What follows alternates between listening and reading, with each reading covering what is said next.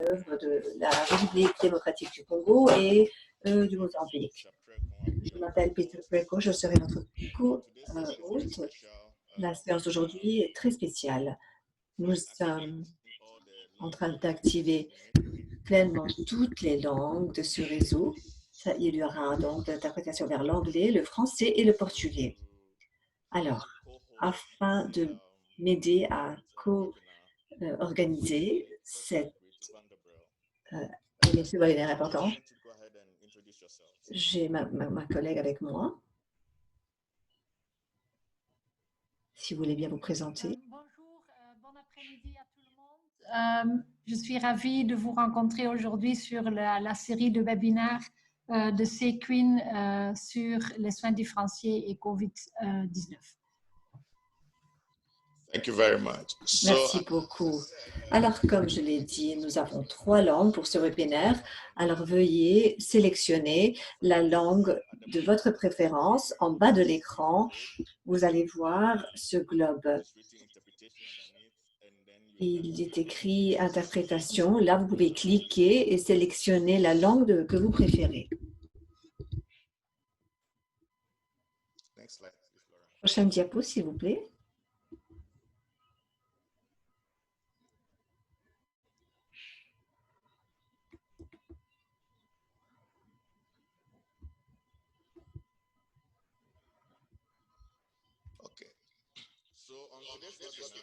Alors, sur le webinaire d'aujourd'hui, nous aurons 5 présentateurs. Le docteur Aléné Couto, chef du programme du VIH, ministère de Santé du Mozambique, docteur Maoudou Bonou, qui est le conseiller technique de l'assurance qualité de ECPAF Mozambique, monsieur Lorenzo Sumbane, qui est un militant communautaire, PLASOC, Mozambique. C'est en fait l'organisation de personnes vivant avec le VIH en Mozambique. Dr Richard, qui est le chef des soins et du soutien de la PSD, c'est en fait le point focal de la PSD, du ministère de la Santé de la République démocratique du Congo. Et ensuite, Madame Clarissa Mundiambu, qui est la superviseure nationale des PODI, aussi en RDC. Nous allons commencer donc avec le Mozambique. Notre premier intervenant sera Dr Aléné Couto. Allez-y, s'il vous plaît, pour enlever ou activer plutôt votre micro pour cette intervention. Merci beaucoup pour cette occasion. Je pense qu'on peut aller de l'avant avec les diapos. Pour ce qui concerne les résultats de la COVID-19, jusqu'au 1er juin, nous voyons que jusqu'à presque 11 000 personnes ont été testées pour la COVID dans le pays, dans les provinces. 10 000 étaient testées, 254. Il y avait 96 personnes qui avaient été remises en santé, 155 sont actifs et il y a 2 décès. Pour ce qui concerne les mesures, depuis le confinement, à la fin mars, c'est en même temps que nous avons émis notre politique quant à comment nous allons aller de l'avant avec la continuité des activités pour ce qui concerne le VIH. À ce niveau, nous sommes déjà au niveau 3 de notre confinement partiel. Il y a la restriction pour ce qui concerne le nombre de personnes qui peuvent se réunir, c'est-à-dire moins de 10 personnes. Nous avons des restrictions pour ce qui concerne le secteur commercial. Il y a l'utilisation obligatoire des masques dans les endroits publics. Nous avons le roulement du personnel dans les lieux de travail. Pas tout le monde travaillera ensemble. Il y a des personnes qui travaillent dans 15 jours et d'autres qui se reposent dans 15 jours. Et puis, il y a une prohibition pour ce qui concerne tous les événements sportifs et les activités, les messes et ainsi de suite. Tout cela est prohibé. Prochaine diapo.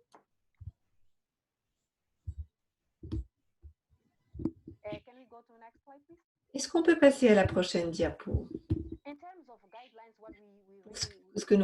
Pour ce qui concerne les lignes directrices que nous avons changées, nous avons 4 piliers principaux. Le premier était le contrôle des infections et l'éducation des bénéficiaires de soins. Pour ce qui concerne le contrôle des infections, nous avons suspendu les tests au niveau communautaire, nous avons suspendu les visites au domicile par les éducateurs pairs et toutes les autres activités VIH. Tous les autres groupes étaient suspendus, à part les GAC. Pour ce qui concerne l'éducation des bénéficiaires de soins, on les a enseignés à la distanciation sociale et les réunions étaient juste pour livrer des médicaments. Aussi, au sein des installations de santé, il fallait organiser les lignes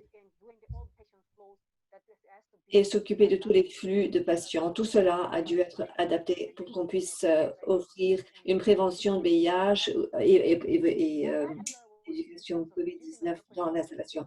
Aussi, pour ce qui concerne la réduction de la fréquence des visites au centre de santé, là, il a fallu vraiment changer nos directives pour ce qui concerne les traitements.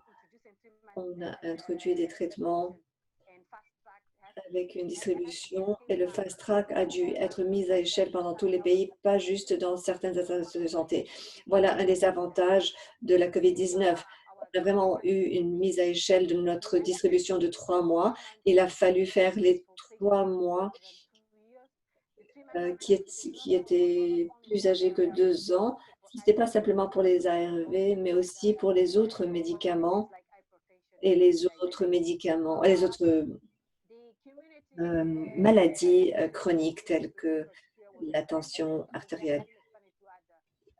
Il a fallu élargir les critères d'éligibilité pour les GAC et puis les charges virales. Il y a eu la collection, le prélèvement d'échantillons et cela a dû être, et donc les résultats ont dû être alignés avec la consultation à la clinique ou bien le fait que le patient aille prendre ses médicaments. Prochaine diapo. Prochaine diapo. Dans les installations de santé, nous avons réduit les temps de travail dans l'installation de santé, non seulement les visites, mais au sein de ces installations, au établissement, il a fallu réduire le temps d'attente dans l'établissement. Alors, certains patients qui vont au centre de santé vont directement à la salle des consultations, ou bien font une consultation avec l'aide-soignante et il y a aussi quelqu'un qui peut leur donner les médicaments dans cette salle. Le soutien psychosocial doit aussi avoir lieu dans la même consultation. L'établissement de santé doit offrir des médicaments dans l'établissement de santé, dans la salle de consultation. Il a fallu vraiment donc, avoir une approche de guichet unique et pas changer de salle entre la consultation psychosociale et celle avec le médecin et celle avec donc la collecte du médicament. Maintenant, on a concentré tout dans une salle pour qu'on puisse donner le soutien psychosocial, la consultation clinique et aussi le médicament dans une seule salle. Pour ces patients qui ne viennent pas à la consultation, il a fallu vraiment mettre à échelle le fast track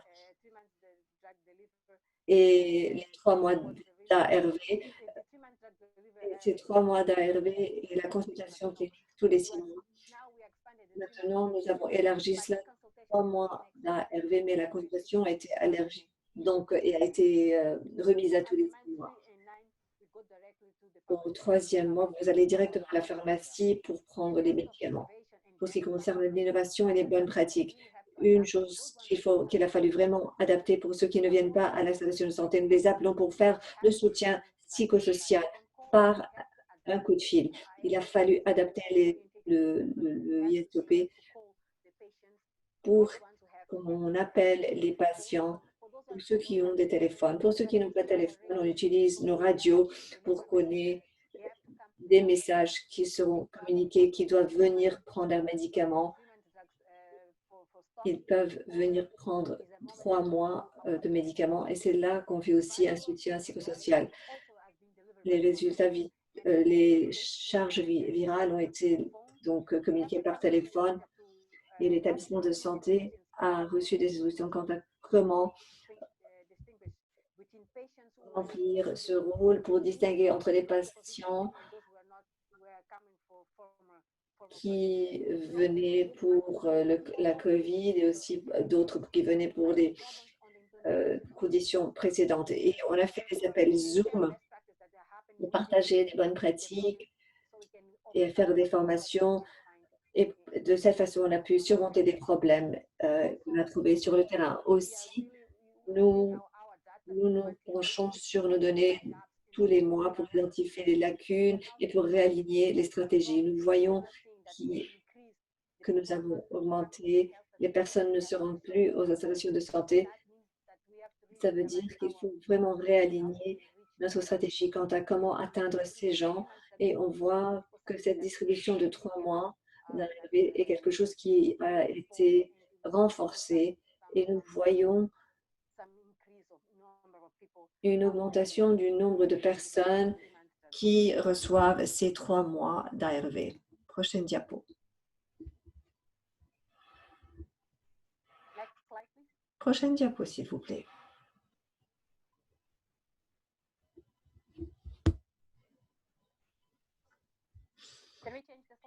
Est-ce qu'on peut changer la diapo? À la prochaine.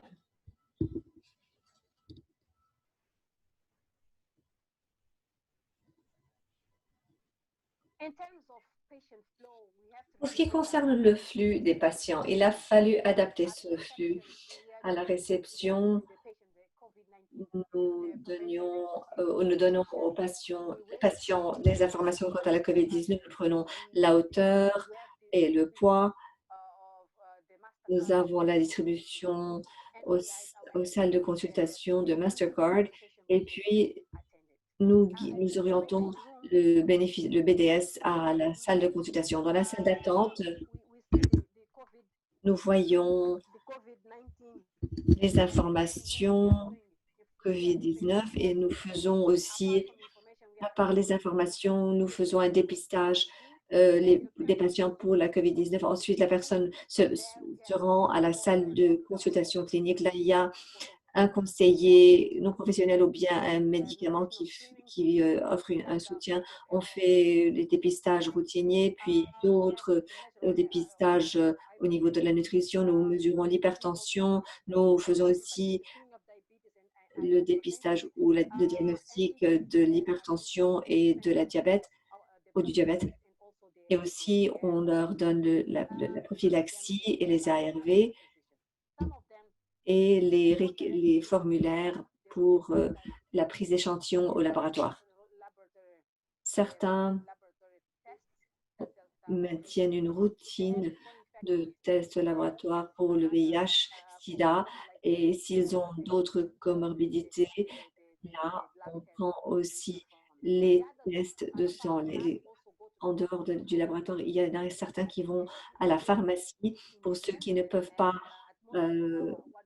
obtenir leurs médicaments dans la salle, mais dans la majorité des établissements, on donne les médicaments dans la salle, mais où cela n'est pas possible, ils vont à la pharmacie et là, ils peuvent recevoir leurs médicaments, mais aussi des informations.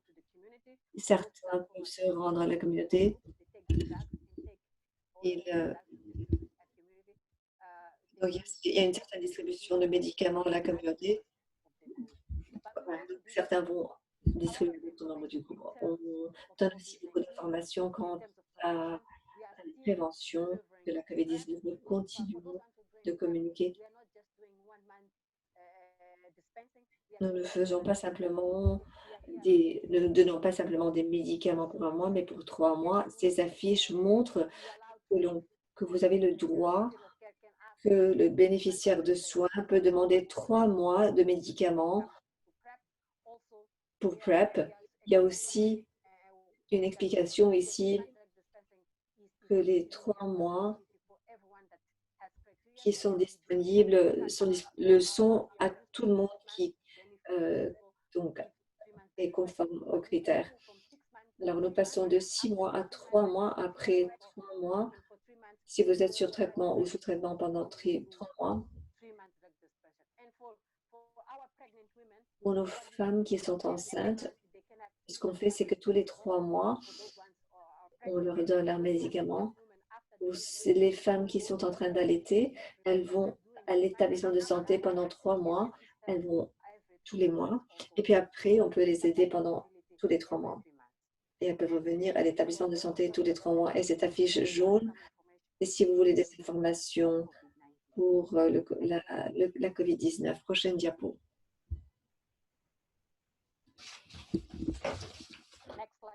Prochaine diapo. Ce qui concerne ce que nous voyons, les consultations cliniques mensuelles, nous voyons dans les premiers 3 mois, nous avions vu une augmentation, puis il y a une chute en mars et avril.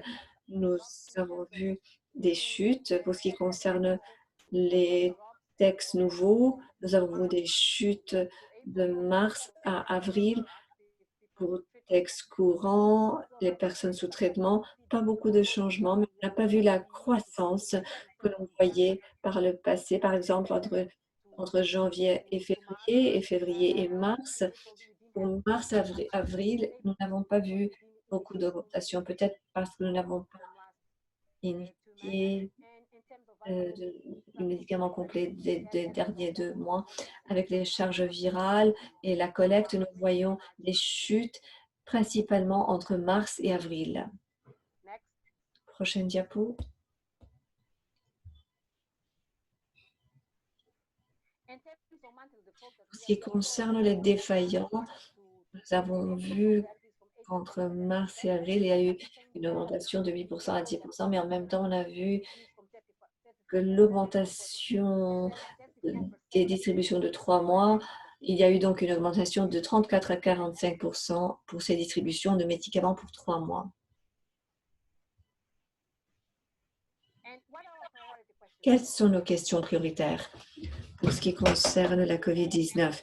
Il faut vraiment développer et adapter davantage de PSD pour assurer une meilleure couverture. Il faut vraiment améliorer le suivi clinique des BDS qui sont inscrits dans les PSD après la fin de la pandémie. Et la discussion actuelle,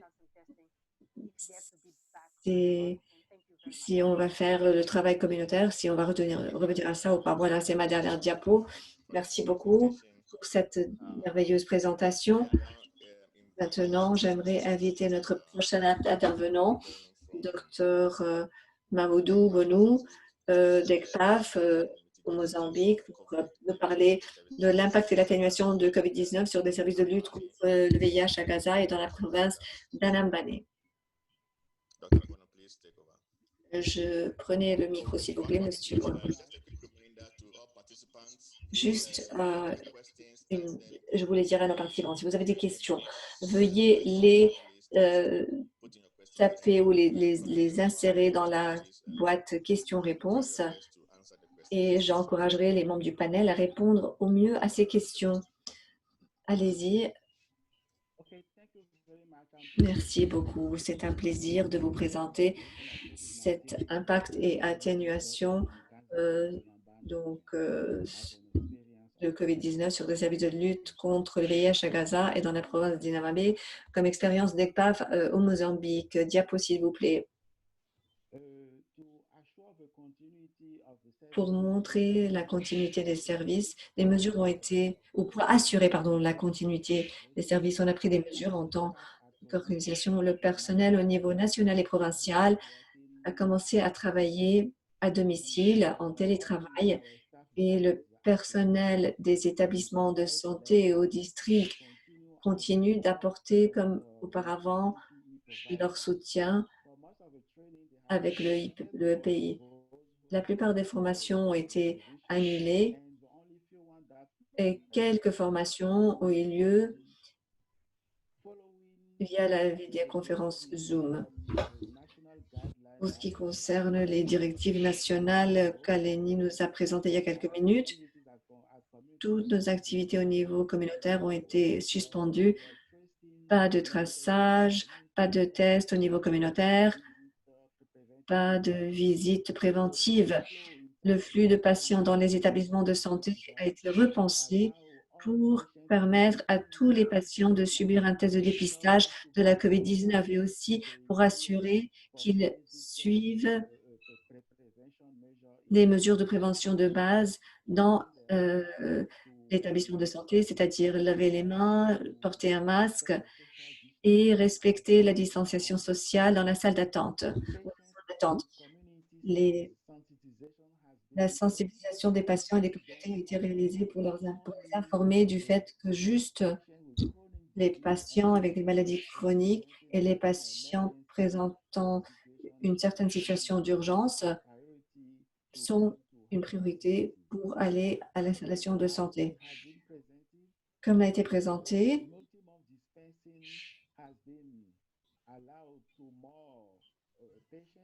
donc il n'y a pas eu, il y a donc la distribution, il y a eu une création 3 mois d'arrivée pour tous les patients sous TRV. Il y a aussi les visites prénatales modifiées. On explique donc aux fournisseurs de santé, à notre personnel, toutes ces mesures. Il y a eu des consultations pour les enfants à risque et consultations postpartum. Il y a eu des changements. On a pris toutes ces modifications en compte. Tout notre soutien à nos équipes au niveau provincial et du district a été supprimé. Je parle des visites physiques.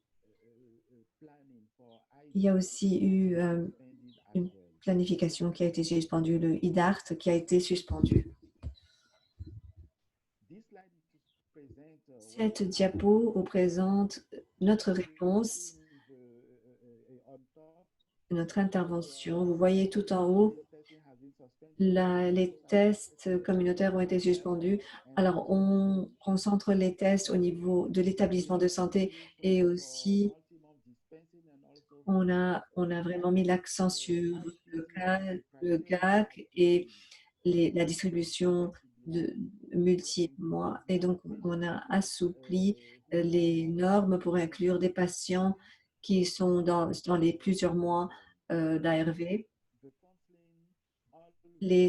Tous les services de soutien psychosocial sont passés par le téléconseil. Aussi, le télérépérage est fait par des appels et non pas par des visites. Toutes les formations, toutes les réunions, tout cela est passé sur un mode télécontact.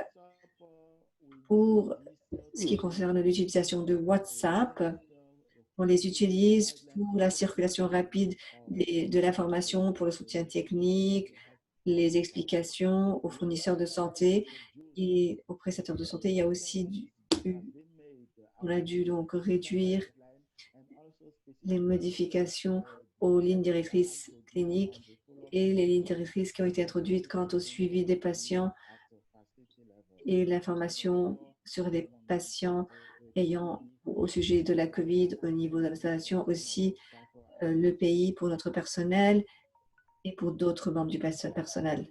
Diapo.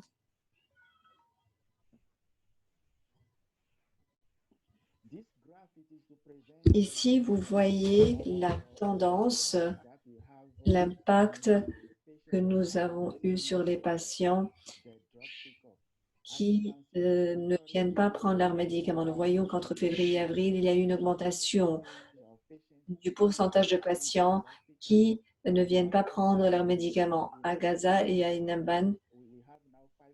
Et nous avons maintenant 5% à Gaza et Inamban, nous sommes à 10%.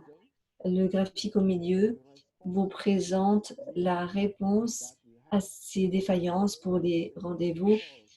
Ça, c'est les appels de prévention.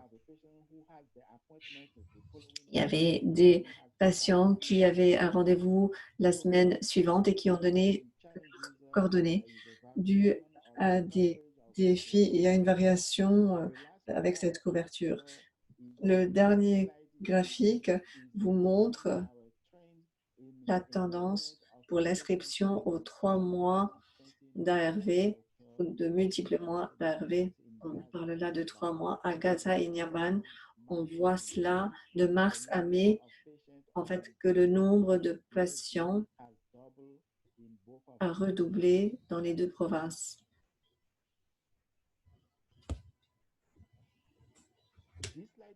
Et cette diapo vous présente les changements qui ont eu lieu pour le suivi du programme. Nous avons reçu des orientations claires des CDC qui ont étendu la date butoir, aussi pour donner une priorité aux données qui peuvent être recueillies de façon électronique et de laisser de côté toutes les données de sources manuelles. On a eu des adaptations aussi au niveau externe pour ce qui concerne la collecte de données qui respecte donc la distanciation et porte le EPI. La supervision qui a lieu est faite à distance et tout le contact est fait par correspondance. Le dernier point vous parle d'indicateurs sur lesquels on s'est mis d'accord au niveau interne pour tracer l'impact de la COVID-19. Nous avons le HTC, les nouveaux cas de tuberculose, le IID, actuellement les patients sur ARV, la tendance de la charge virale et aussi l'inscription pour les plusieurs mois de médicaments. Voilà, je pense que c'est ce que j'ai à vous présenter. Merci de votre attention. Un grand merci, c'était très important, très intéressant. Si vous venez de nous rejoindre, nous avons de l'interprétation vers le français, le portugais. Alors, veuillez choisir la langue en bas de l'écran pour sélectionner la langue de votre choix. La dernière présentation de Mozambique va être M. Lorenzo Sumbane qui va parler des bénéficiaires de soins. Boa tarde a todos. Farei a minha apresentação em português. Hello? We can hear you, Je vais please. parler en portugais. Bom, primeiro agradecer a apresentação dos colegas de Moçambique, a doutora. Premièrement, j'aimerais féliciter la présentation de mes collègues et je remercie mes collègues de ces présentations. Je vais donc présenter certains commentaires et j'étais un peu pris par surpris, mais je voulais faire quelques commentaires pour dire que j'ai eu quand même quelques surprises. Je parle tout d'abord de la question de ces changements au niveau de la situation sanitaire et dans les zones de santé. Houve a necessidade de se mudar esses pacientes para as outras unidades sanitárias. E isto criou pequeno problema no começo do processo. Il y a eu un effort déployé pour déplacer les patients d'une clinique à d'autres cliniques qui restaient toujours ouvertes. Il y avait des problèmes néanmoins dans les phases initiales du processus. Ils s'habituaient à aller dans un endroit et soudainement, il fallait changer de routine et aller dans une autre formation sanitaire. Avec ce changement, il y a eu quelques problèmes au départ et aussi un problème au niveau du maintien des patients parce que ce n'était pas tout à fait évident au début. L'autre problème n'est pas vraiment un problème, pour ainsi dire, mais le ministère a adopté une nouvelle approche, a changé d'approche. Le ministère de Santé a fait quelque chose d'intéressant, c'est-à-dire on a réadapté ces processus. Et une fois qu'on a commencé à redynamiser sur ces données au Mozambique, le ministère de la Santé a changé d'approche et on a plutôt mis la priorité sur les grandes cliniques.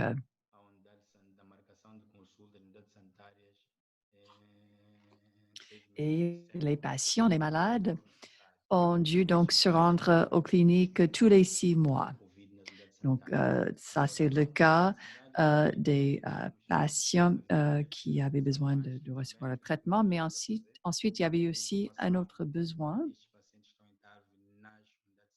qui était le besoin de pouvoir communiquer avec ces patients, de pouvoir communiquer ce qui était nécessaire, de leur donner les informations nécessaires.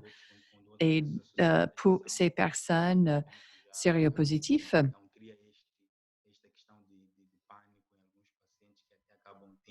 il fallait donc pouvoir transmettre des informations, mais ces personnes avaient parfois des problèmes de prise de panique ou crise de panique car ils ne savaient pas ce qui se passait. Donc, il fallait vraiment pouvoir leur informer et les rassurer. L'autre question intéressante à noter,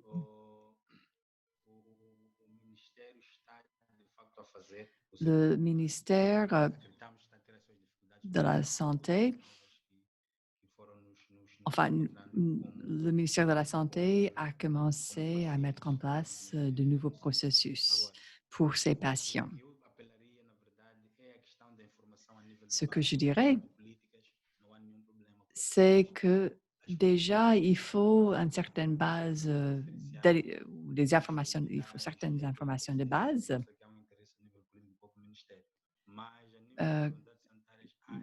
Car ceci démontre un certain degré d'intérêt au niveau du ministère de la Santé. Ensuite, les formations sanitaires doivent pouvoir interpréter ces changements et apporter ces informations au niveau des patients. Donc, les informations doivent pouvoir être bien communiquées à temps et au bénéfice des patients. Beaucoup de patients, de malades croient qu'ils ne devraient pas se rendre aux cliniques même s'ils sont atteints de la COVID-19.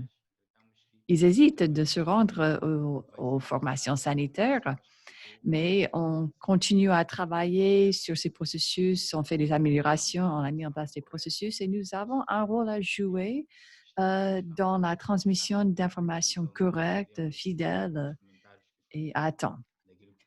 Donc, voilà quelques commentaires initiaux que j'aimerais faire. Et voilà donc les mesures qui ont été adoptées au nom des bénéficiaires de soins au Mozambique. Merci beaucoup. Merci beaucoup, Lorenzo, d'avoir donné ces perspectives vues de la communauté au Mozambique. Maintenant, je fais la transition à la RDC, République démocratique du Congo, pour quelques présentations. OK, nous pouvons commencer. De Dr Richard Ingwe, qui est le point focal pour les soins différenciés en RDC et chargé de soins et traitements au niveau du PNLS. Alors, Dr Richard, vous pouvez activer votre micro et commencer la présentation. Merci beaucoup. Je vais devoir commencer, vous faire un topo sur ce qu'on a apporté comme amélioration dans l'offre de services différenciés au pays. Slide. Diapo. Voilà, là, nous sommes en train de vous présenter notre situation de COVID-19. Depuis le 10 mars, il a été proclamé le premier cas jusqu'à aujourd'hui, le 29 mai 2019. On est en train de friser 3000 cas dans 7 provinces sur les 26 que compte notre pays. Et donc, 90% se retrouve concentré à Kinshasa, qui est notre capitale. Et la deuxième province qui est concernée, c'est Congo central, avec 189. Vous allez comprendre que Congo central et Kinshasa, ils sont rapprochés. Et nous avons enregistré jusque-là 69 décès. Donc, les provinces dans la carte, vous allez voir, ils sont dispatchés comme vous les voyez. Slide. Diapo, voilà. Dans tout ce temps, quand on offre les soins différenciés chez nous, il y a un certain nombre de critères d'éligibilité que nous avons pensé avec le contexte de COVID-19, pas opportun de continuer, notamment les différents critères qui sont devant vous là. Être sous ARV depuis une année, avoir une charge virale inférieure à 1000, être adhérent au traitement, ne pas avoir une union dans les 3 derniers mois, pas être enceinte, être au moins âgé de 15 ans et puis absence des effets indésirables, mais aussi un bon état nutritionnel. Slide. Diapo. Voilà, pour ce qui concerne les approches groupes, au pays, nous opérationnalisons 2 approches. C'est le club d'observance et le groupe communautaire TAR, qui est connu sous le nom de CAG.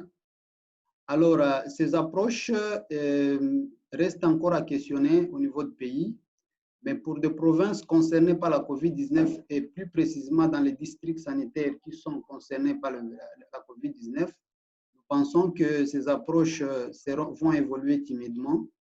Et dans les provinces qui ne sont pas encore touchées par la COVID-19, ces provinces ils peuvent continuer à offrir les services avec les approches groupes, mais en respectant les mesures de distanciation sociale, en respectant toutes les mesures barrières par rapport à la COVID-19.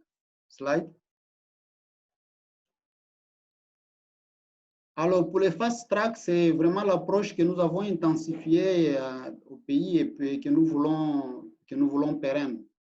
Donc ici, nous avons même élargi la cible. Régulièrement, on avait un renouvellement de 3 mois pour les patients stables. Maintenant, pour tous les patients qui étaient stables et qui étaient déjà sous les modèles différenciés, il y a un renouvellement maintenant qui est recommandé de 6 mois, la grande modification. Et pour tous les patients qui sont sous ARV depuis plus de 3 mois, ils auront un renouvellement de 3 mois avec un suivi très rapproché téléphonique avec des SMS remind. Pour nous, les traitements prophylactiques à la tuberculose, mais aussi le cotrimoxazole, nous pensons que les patients peuvent commencer à renouveler chaque trimestriellement. La réflexion va dans le sens, est-ce qu'il serait opportun d'administrer complètement toute la cure de la prophylaxie à la tuberculose? Ce sont des questions qui sont encore en discussion pour pouvoir adapter notre guide. Slide.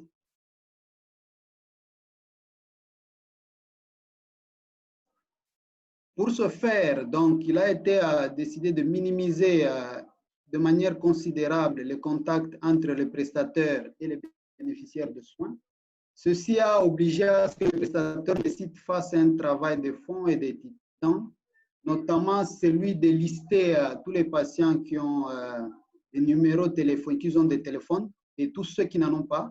Et pour les patients qui ont des numéros téléphoniques, ils organisent cette fois-là des visites, des horaires différenciés sous appel téléphonique et prendre le rendez-vous au téléphone et fixer même l'heure de visite au niveau de la formation sanitaire. Pour ceux qui n'ont pas de téléphone, un agenda a été tracé pour commencer à servir les différents patients à domicile. Et un briefing sur les mesures de prévention, mesures barrières pour les pairs qui devraient aller approvisionner les malades concernés qui n'ont pas de téléphone. Slide. Diapo. L'autre changement majeur, c'est les critères d'éligibilité pour aller dans les soins différenciés qui ont drastiquement changé. Vous allez constater que ça concerne maintenant actuellement tous les patients et ceux qui ont moins de 12 mois sous traitement et ceux qui ont plus de 12 mois sous traitement. Ça concerne tous les enfants, quel que soit l'âge, donc ils ont un renouvellement différencié. Ça concerne aussi maintenant les femmes enceintes et allaitantes, mais aussi les patients tuberculés. Ces patients, nous essayons aussi, à tous ces patients, nous sensibilisons sur les signes d'alerte, notamment la fréquence respiratoire, la toux, la fièvre, pour pouvoir permettre à ce qu'ils soient en alerte et aller consulter rapidement les sites de soins. Slide. Diapo.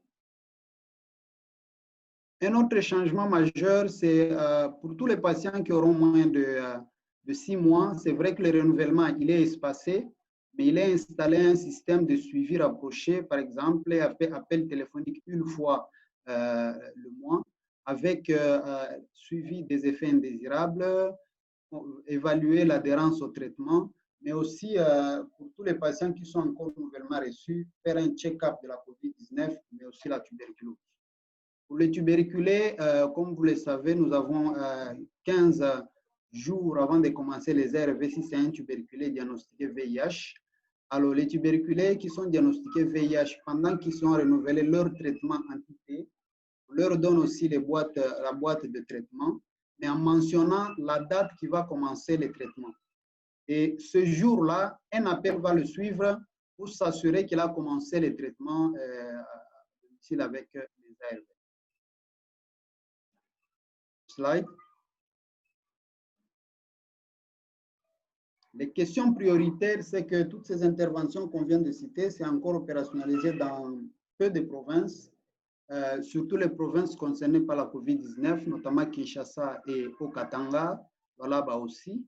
Nous sommes en train de nous dire comment passer à échelle dans les 26 provinces pour pouvoir améliorer la prévention contre la COVID-19. L'autre question prioritaire, c'est vraiment la logistique pour des zones de santé à distance. Il y a des districts sanitaires qui se retrouvent très éloignés des CDR où on devrait renouveler le traitement. Comment faire pour pouvoir les atteindre avec les médicaments là où ils sont éloignés? L'autre question prioritaire, c'est en fait, nous sommes en pleine transition vers TLD et que cette transition, nous pensons que les approvisionnements qui sont disponibles sont encore incomplets et que comment on va assurer la disponibilité des intrants qu'on commence à renouveler à 6 mois, à 3 mois pour pouvoir permettre la continuité des soins. Alors, le dernier élément qui nous préoccupe, c'est souvent le traitement pédiatrique.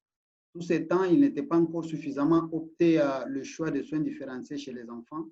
Mais maintenant qu'on commence à opérationnaliser les soins différenciés chez les enfants, que faire pour assurer la continuité et la disponibilité d'ARV et aussi l'approvisionnement des enfants en grande quantité, comme on le fait, avec des médicaments qu'il y a disponibles. Toutes ces approches ont des outils de collecte qui sont développés encore par-ci, par-là. On essaie de collecter les informations rapidement pour pouvoir suivre si est-ce que ça réussit, est-ce qu'il y a des patients qui ratent leur traitement, est-ce que tout marche. Et donc, ces outils-là n'ont pas été présentés dans cette présentation, en attendant que nous puissions voir quelle est son efficacité pour pouvoir passer à échelle et décider à élaborer complètement des outils de manière élaborée. Pour terminer, le slide. Pour terminer, l'image qui est derrière là, c'est une image qui montre des Zoom réunions qui sont organisées entre les acteurs de lutte contre le VIH. Ça, c'est un suivi vraiment au niveau des sites où on appelle les structures sanitaires pour pouvoir suivre comment ils opérationnalisent les différentes stratégies que nous venons de vous expliquer, les grandes modifications qui se sont installées au niveau des pays. Je vous remercie. Merci, Dr. Richard, pour cette présentation intéressante. Nous allons poursuivre avec la dernière présentation de ce webinaire par Madame Clarisse, qui est membre du réseau national des personnes vivant avec le VIH en République démocratique du Congo. Elle va nous partager l'expérience des PODI pendant la période de COVID-19.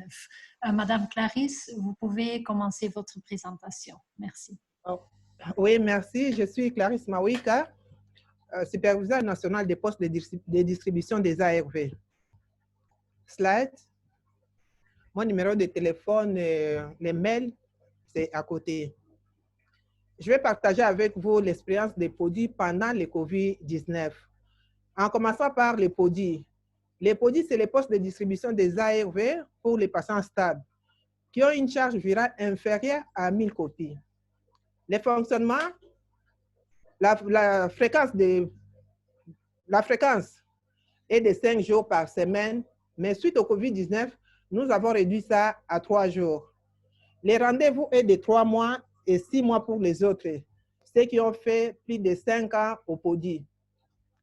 Les PODI est adapté dans les sites urbains et dans la communauté. Les PODI doivent être placés dans la communauté, pas dans une structure, pas dans un hôpital, mais c'est dans la communauté. Qui travaille au PODI? Ce sont les patients experts, donc les pairs PVVIH. Que font les partenaires au PODI? Les partenaires nous apportent l'appui technique, matériel et financier. Slide. Slide. Comment se fait l'approvisionnement des patients en ARV au PODI?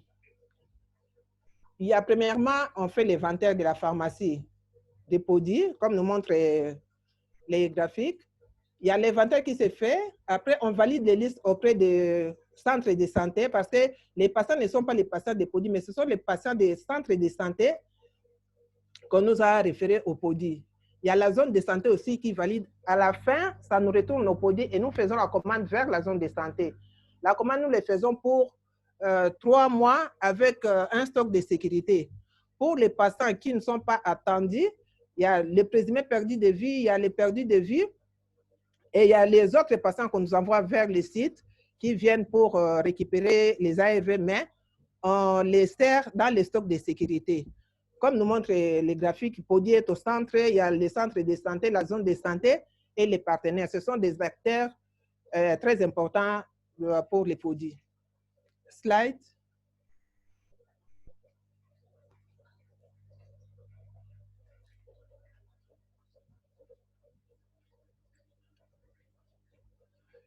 Avec le COVID-19, nous ne pouvons pas rester à l'écart. Quand même, nous avons des patients. Le VIH avec le COVID, c'est difficile pour vivre avec tous les deux. C'est comme ça. On a quand même pris les mesures barrières. On applique les mesures barrières.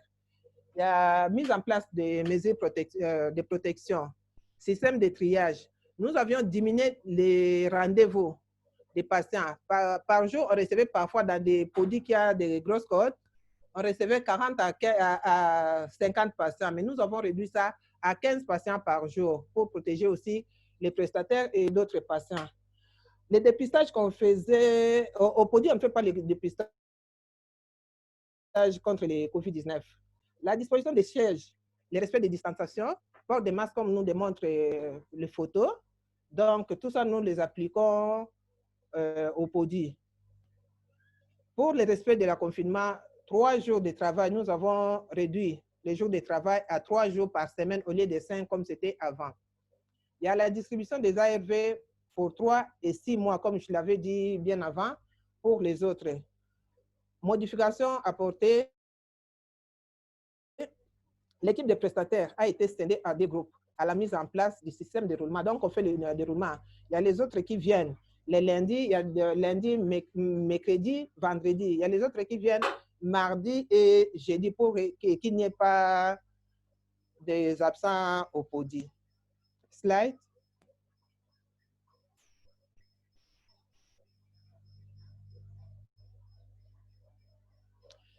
Impact du COVID-19 dans les PODI. Compte tenu des mesures que le gouvernement a mises en place, comment est-ce que nous avons fait pour les patients? Nous nous sommes organisés pour des patients qui ne viennent, qui ne sont pas venus au rendez-vous, donc les absents. On les appelle par les appels téléphoniques. Il y a livraison aussi à domicile.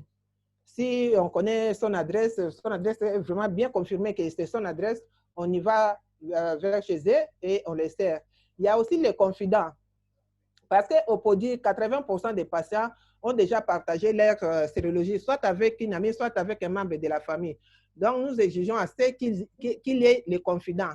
C'est comme ça, à partir de là, s'il n'est pas là ou bien il est empêché, il envoie son confident pour venir chercher ses ARV. Il y a aussi ceux qui sont en déplacement, envoient leurs confidents pour venir récupérer les ARV. Il y a un problème aussi. Nous faisons les CDV, mais actuellement, les CDV, nous avons diminué le dépistage VIH. Priorité aux cas spécifiques. Les sensibilisations, nous ne les faisons plus parce qu'on faisait des sensibilisations dans la communauté. Actuellement, on ne peut plus les faire suite au COVID-19. Les défis pour les autres défis. Au PODI, pas des outils de sensibilisation sur le COVID-19. Donc, jusque-là, nous ne sommes pas nous n'avons pas des outils pour sensibiliser, mais avec d'autres patients, les patients qui nous viennent au PODI, on essaie de sensibiliser avec les pays que nous avons. Donc, ceux que nous connaissons, nous les sensibilisons. Pour les patients, en tout cas, on ne nous envoie plus les patients. les structures ne nous envoient plus les patients, donc il y a un problème. La charge virale aussi est indisponible. Donc, tout ça, c'est un problème. Donc, indisponibilité de la charge virale.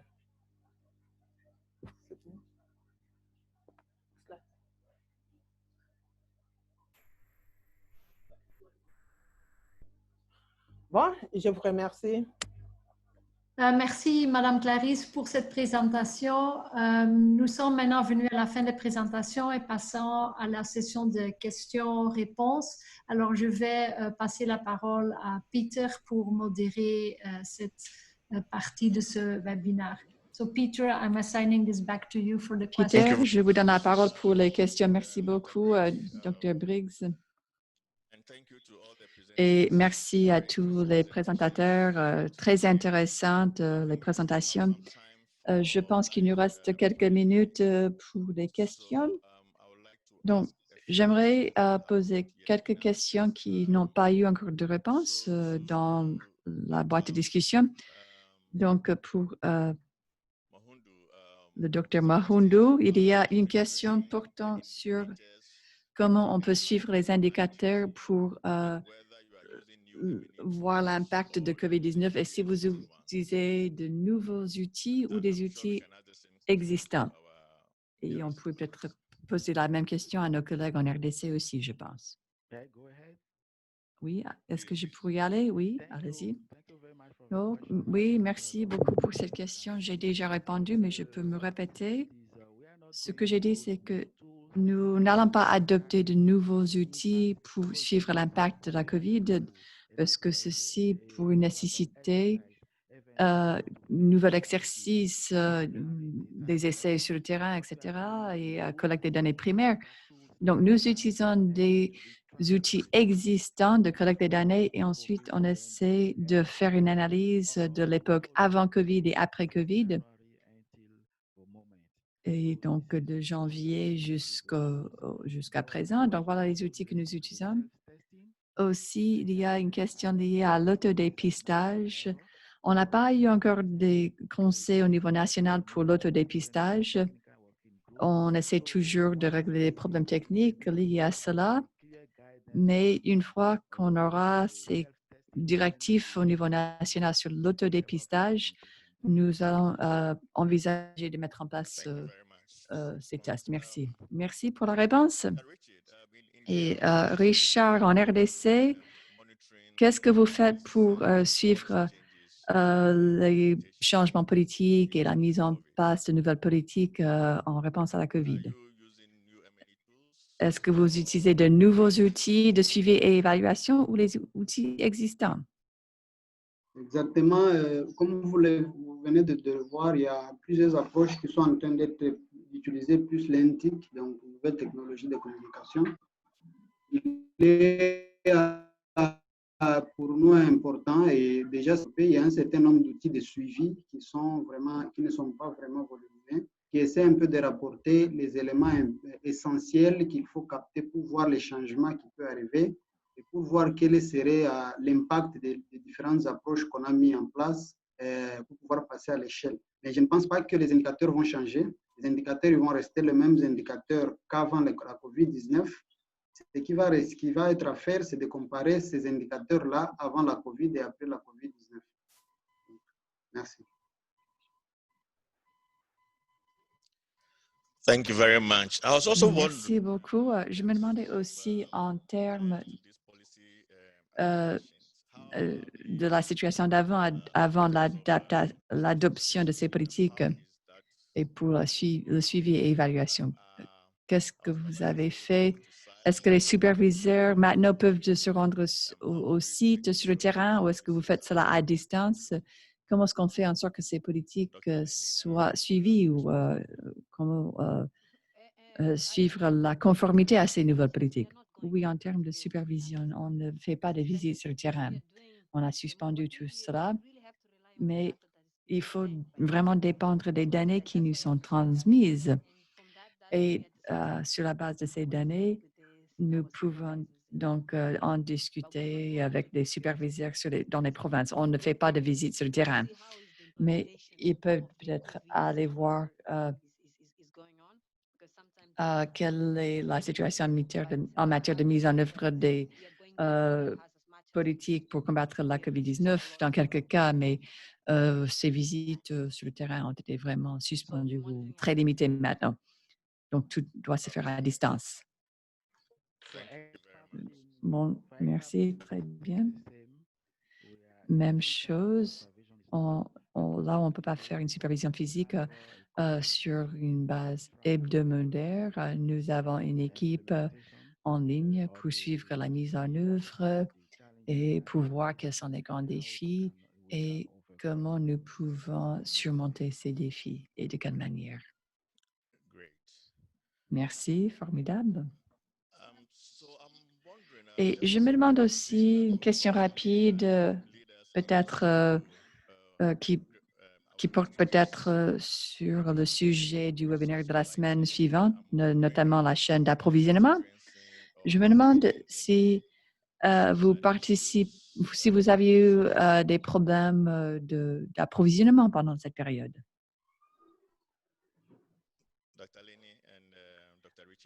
Dr. Richard ou Ligné. En termes d'approvisionnement. OK. Comme je le disais là. Dr. Ligné avant et ensuite Dr. Richard. En termes d'approvisionnement, ce qu'on a fait, c'est que avant de publier notre bulletin, il fallait être sûr que les médicaments, que les stocks étaient là. Et là où on ne peut pas faire une distribution de 3 mois, on a dit ne pas le faire. Il faut être sûr que vous ayez donc les médicaments disponibles dans la clinique. Si vous n'avez pas des stocks suffisants, il ne faut pas donc prendre ce pas. Mais à l'heure actuelle, on n'a pas eu des rapports de problèmes vis-à-vis de l'approvisionnement des médicaments. Et on continue à faire les distributions de 3 mois pour les ARV. On n'a pas eu connaissance d'un problème quelconque avec une rupture de stock. Nous avons dit dans notre bulletin qu'il faut bien suivre les stocks et faire en sorte que vous avez suffisamment de stock. Et sinon, ne donnez pas une distribution de 3 mois parce que nous ne voulons pas que d'autres bénéficiaires de soins viennent et n'aient pas aucun médicament parce qu'on a déjà donné 3 mois à quelqu'un d'autre. Et vous avez constaté cela? Merci. Quickly, 30 seconds, Dr. Richard. Alors, rapidement, Dr. Richard.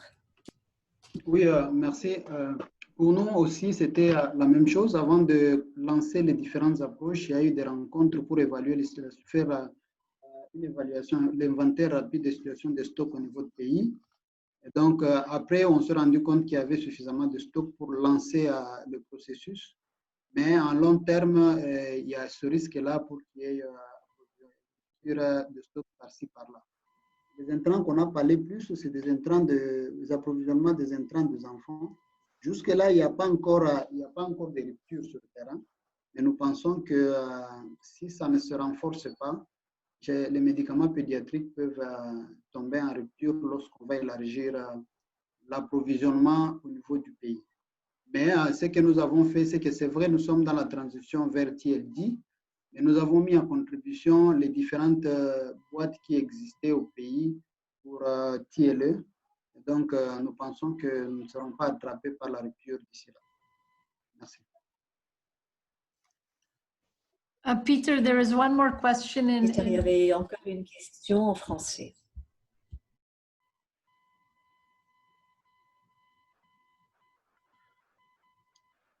All right. Thank you very much, Dr. Richard.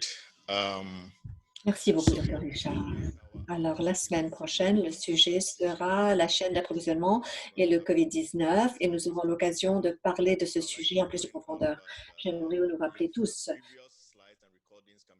que les diapos et les enregistrements précédents sont disponibles sur le site web de Sequin et vous pouvez là consulter d'autres interventions et d'autres directives et protocoles sont sur le site web du differentiatedservicedelivery.org. J'aimerais saisir cette occasion pour vous remercier tous pour nous avoir rejoints aujourd'hui, surtout les membres du panel, pour avoir partagé ces merveilleuses présentations. Nous vous apprécions ce travail que vous faites pour faire de ces cas ce que c'est et pour avoir partagé vos expériences et vos connaissances avec nous. Nous espérons que vous serez avec nous la semaine prochaine. Merci beaucoup et passez une très bonne journée. Merci.